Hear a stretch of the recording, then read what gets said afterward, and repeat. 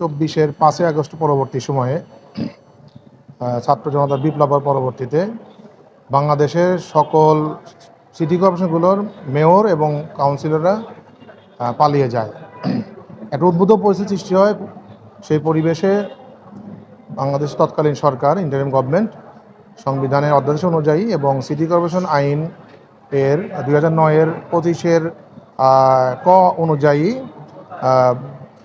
City কর্পোরেশনের পরিচালনার জন্য বিভিন্ন বিভাগীয় কমিশনার, অতিরিক্ত সচিব সহ বিভিন্ন জনকে দায়িত্ব দেয়। শুধু ঢাকা সিটি কর্পোরেশন নর্থ উত্তরের একজন প্রশাসক নিয়োগ দেওয়া হয়। এছাড়া সবগুলো সিটি কর্পোরেশনে চলমান অবস্থায় এখন পর্যন্ত সরকারের আমলা অর্থাৎ বিভাগীয় কমিশনার অথবা অতিরিক্ত সচিব পর্যায়ের ব্যক্তিগণকে দিয়ে সিটি কর্পোরেশন পরিচালনা করে আসছিল। ইন দ্য মিন টাইম 2026-এর 12ই ফেব্রুয়ারি যখন জাতীয় নির্বাচন হয় এবং নির্বাচনের পরবর্তীতে সরকার গঠন হয়, সরকার গঠন করার পরবর্তী সময়ে 6টি সিটি কর্পোরেশনে আপনারা জানেন ঢাকা উত্তর দক্ষিণ, খুলনা, সিলেট, নারায়ণগঞ্জ এবং গাজীপুর, এই 6টি সিটি কর্পোরেশন নতুন করে প্রশাসক নিয়োগ দেয় একই সেকশন অনুযায়ী, অর্থাৎ স্থানীয় সরকার আইন 2009-এর 25-এর ক অনুযায়ী। এই আইনকে আমরা নিয়োগকে আমরা চ্যালেঞ্জ করেছি এই জন্য যে এই আইনটি হয়েছিল উদ্ভূত পরিস্থিতিতে সিটি কর্পোরেশন, কাউন্সিলর, মেয়র যে কোনো এই পদের এই বিষয়ে নিয়োগ দেওয়ার জন্য শুধুমাত্র বিশেষ পরিস্থিতিতে 2024-এর 5ই আগস্টের পরবর্তীতে বিশেষ পরিস্থিতিতে সারা দেশের সকল সিটি কর্পোরেশনের নিয়োগ এইভাবে দেওয়া হয়েছিল।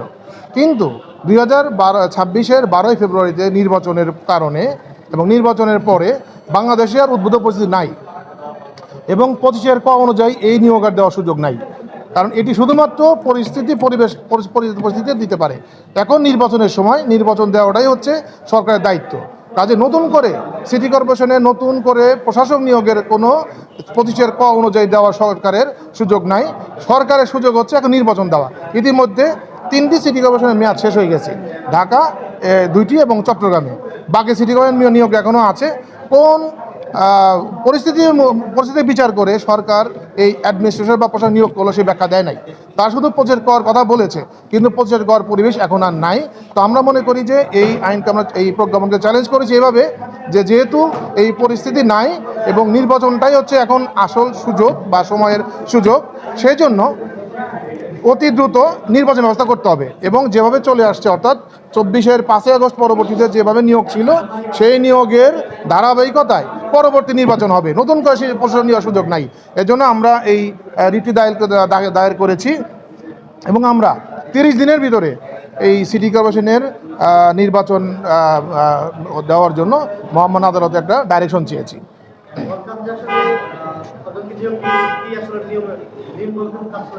সরকার একটা শুধুমাত্র বলেছে 25-এর ক, স্থানীয় সরকার 2009-এর 25-এর ক অনুযায়ী বিশেষ পরিস্থিতিতে।